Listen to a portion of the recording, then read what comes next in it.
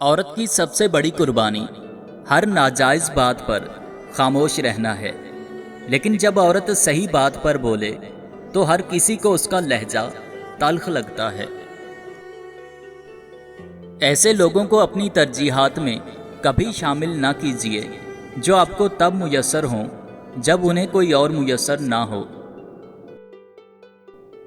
मोहब्बत औरत की ईजाद है और मर्द की दरियाफ्त।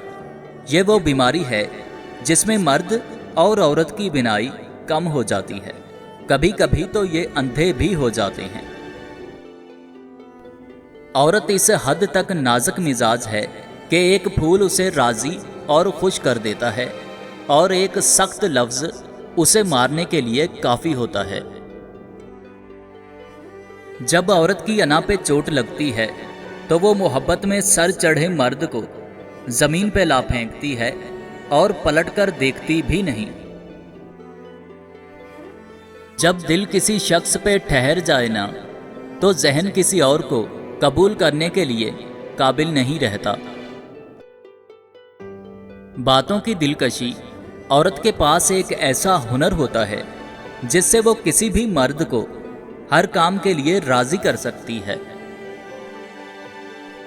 कुदरत हमेशा इंसान पर इतनी मेहरबान ज़रूर होती है कि अगर सारी दुनिया भी आपसे नफ़रत करने लग जाए तो कोई न कोई आप पर जान छिड़कने वाला ज़रूर होता है।